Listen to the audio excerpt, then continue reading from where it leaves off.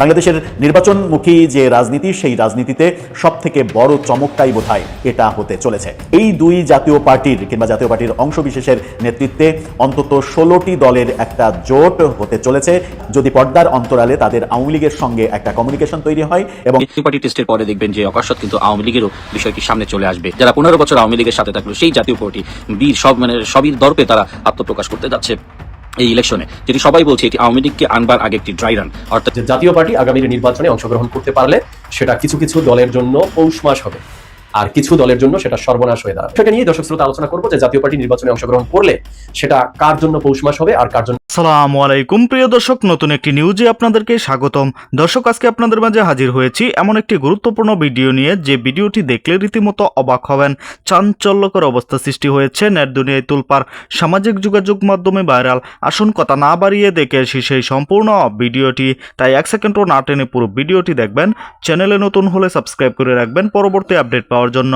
ভিডিওতে একটি লাইক করে দেখতে থাকুন সম্পূর্ণ ভিডিওটি।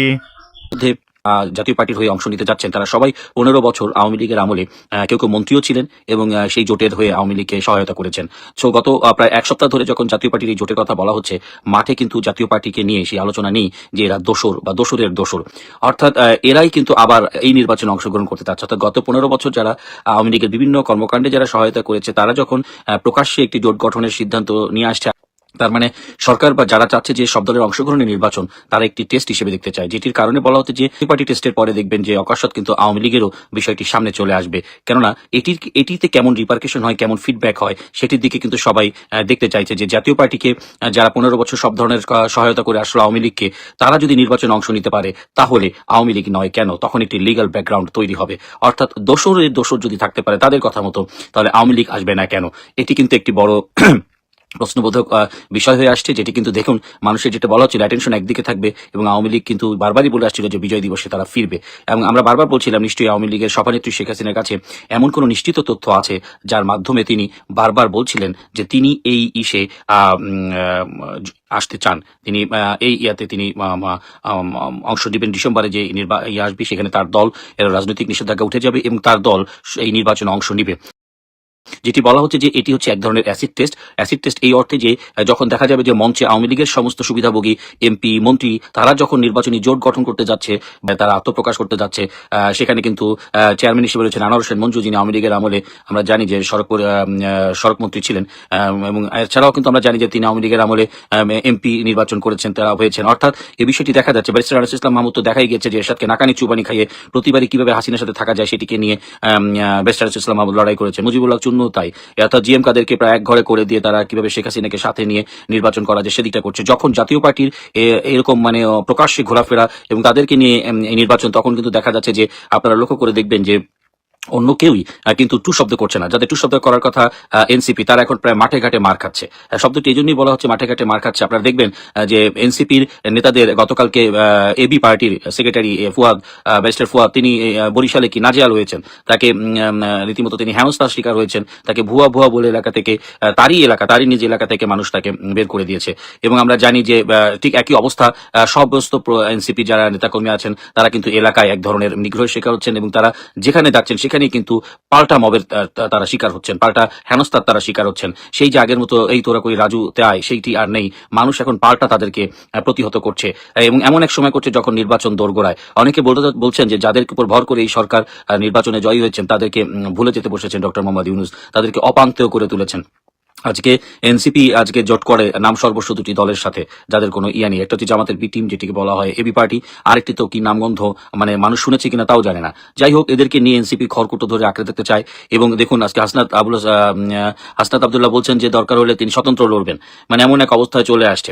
এবং আরেকটু করা দেখার বিষয় যে উত্তরাঞ্চলের সমন্বয়ক বলা হচ্ছে সার্জিস আলম, অথচ তিনি উত্তরাঞ্চলেই অবাঞ্ছিত।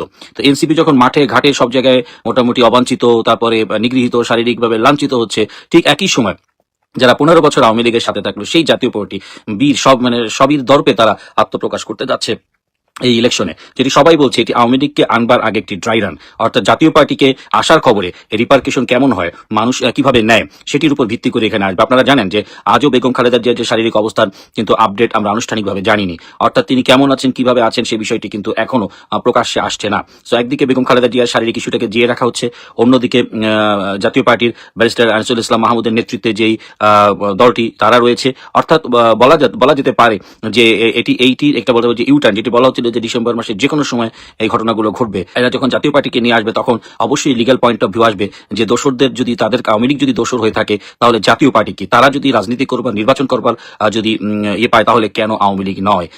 এই গ্রাউন্ড তৈরি হবে এবং এই গ্রাউন্ডের উপরেই কিন্তু আদালতের মাধ্যমেই আওয়ামী লীগের রাজনৈতিক নিষেধাজ্ঞা উঠে যাবে বলে এখন পর্যন্ত যারা সংশ্লিষ্ট বিশেষজ্ঞ মহল, রাজনৈতিক মহল, তারা বর্ণনা করছেন বিভিন্ন মাধ্যমে। এবং আমরা তাহলে দেখতে পাচ্ছি যে আপনারা জানেন যে কিভাবে মানুষের দোরগোড়ায় গত 15 বছর আওয়ামী লীগের শাসনামল তুলে ধরা যায়, কিভাবে বলা যায় যে আগেই ভালো ছিলাম। মনে হয় যে এটি এখন একটি জাতীয় প্রায় সংলাপে পরিণত হয়েছে। প্রতিটি মানুষ, সেটি একেবারে নিম্ন শ্রেণী পেশার মানুষ থেকে উচ্চ শ্রেণী পেশার মানুষ, সর্বস্তরের মানুষের মুখে এখন একটাই শব্দ, একটাই বাক্য, সেটি হচ্ছে আগেই ভালো ছিলাম। তারা তুলনা করছে যে আগের যে অবস্থান, সেই স্বপ্নের সেই অবস্থানটি যেটি তৈরি করেছিল, সেই অবস্থানটি একমাত্র আওয়ামী লীগের দ্বারাই সম্ভব। যদি জাতীয় পার্টি আগামী নির্বাচনে অংশগ্রহণ করতে পারে সেটা রীতিমতো বুমেরাং হয়ে যাবে। রাজনীতির মাঠে, ভোটের মাঠে যত হিসেব নিকাশ রয়েছে সবকিছু এলোমেলো হয়ে যাবে। অর্থাৎ 24-এর অভ্যুত্থানের পর যে রাজনৈতিক দলগুলো মাঠে আছে, নিজেদেরকে নির্বাচনের জন্য প্রস্তুত করছে, এই দলগুলোকে নিয়ে যে ভোটের মাঠে একটা ইকুয়েশন তৈরি হয়েছে, বিভিন্ন জরিপ বা জরিপের ফলাফল থেকে ইকুয়েশন এসেছে যে কারা কতগুলো আসন পেতে পারে, কারা সরকার গঠন করতে পারে, এই যে একটা সম্ভাবনার ইকুয়েশন তৈরি হয়েছে, এই সবকিছু এলোমেলো হয়ে যাবে যদি জাতীয় পার্টি নির্বাচনে আসতে পারে। তার মানে এক কথায় যদি আমি বলি যে জাতীয় পার্টি আগামীর নির্বাচনে অংশগ্রহণ করতে পারলে সেটা কিছু কিছু দলের জন্য পৌষ মাস হবে, আর কিছু দলের জন্য সেটা সর্বনাশ হয়ে দাঁড়াবে। কিন্তু এখন আলোচনার বিষয় হলো জাতীয় পার্টি নির্বাচনে আসতে পারবে কিনা। যে ইঙ্গিত পাওয়া যাচ্ছে তাতে মনে হচ্ছে নির্বাচনে অংশগ্রহণ করতে পারবে, কারণ গত কয়েকদিন আগে, এই 2-3 দিন আগে, এই অন্তর্বর্তীকালীন সরকারের প্রধান উপদেষ্টা ডক্টর ইউনূসের প্রেস সচিব বলেছে নির্বাচনে অংশ নিতে পারবে জাতীয় পার্টি। তাছাড়া বলছে এই রানিং সপ্তাহের মধ্যে তফসিল ঘোষণা করবে। তো তফসিল ঘোষণা হয়ে গেলে তো আর কোনো একটা দলকে নিষিদ্ধ করতে পারবে না বা নির্বাচন থেকে সাইড করে রাখতেও পারবে না।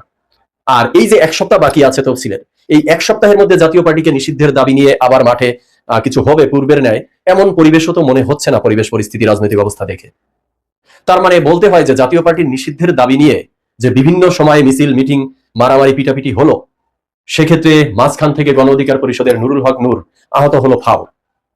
বেচারা কিন্তু ওই সময় গুরুতর লেভেলের আহত হয়েছিল, এক কথায় বলা যায় মৃত্যুর মুখ থেকে তিনি ফিরে এসেছেন। বাট জাতীয় পার্টি নির্বাচনে অংশগ্রহণ করতে যাচ্ছে বলা যায়। তো এই বিষয়টা নিয়ে দর্শক শ্রোতা আলোচনা করবো যে জাতীয় পার্টি নির্বাচনে অংশগ্রহণ করলে সেটা কার জন্য পৌষ মাস হবে আর কার জন্য সর্বনাশ হবে। দেখুন, বাংলাদেশে রাজনীতির মাঠে যে একটা প্রথা বা কালচার তৈরি হয়েছে যে বাংলাদেশে প্রধান রাজনৈতিক দল হলো দুটো, বিএনপি এবং আওয়ামী লীগ। এছাড়াও আরো দুটো গুরুত্বপূর্ণ দল আছে, একটা হলো জামাতে ইসলামী আর একটা জাতীয় পার্টি। তো এই জামাতে ইসলামী এবং জাতীয় পার্টিকে আমি মনে করি এরা হলো হেল্পিং পার্টি বা অক্সিলিয়ারি পার্টি। কারণ বিগত বছরগুলোর যে নির্বাচন বাংলাদেশে, সেই নির্বাচনের ফলাফল, সরকার গঠন করা, সেই হিস্ট্রি যদি আমরা একটু অ্যানালাইসিস করি তাহলে দেখতে পাই জাতীয় পার্টি এরশাদের নেতৃত্বে যখন সরকার গঠন করেছিল সেই সময়টা ব্যতীত বাকি সময়ের বেশিরভাগ সময়ই। প্রিয় দর্শক, সম্পূর্ণ ভিডিওটি দেখলেন, অবশ্যই বুঝতে পেরেছেন ভিডিওটি গুরুত্বপূর্ণ ছিল। দর্শক, এই ভিডিওতে যে তথ্যগুলো আপনারা পেয়েছেন এ বিষয়ে আপনাদের কি মতামত তা অবশ্যই কমেন্ট করে জানাবেন এবং পরবর্তী আপডেট ভিডিওগুলো সবার আগে পেতে চ্যানেলটিকে এখনই সাবস্ক্রাইব করে রাখুন। এই মুহূর্তে বিদায় নিচ্ছি, দেখা হবে পরবর্তী কোনো ভিডিওতে। সে পর্যন্ত ভালো থাকুন, সুস্থ থাকুন। আসসালামু আলাইকুম।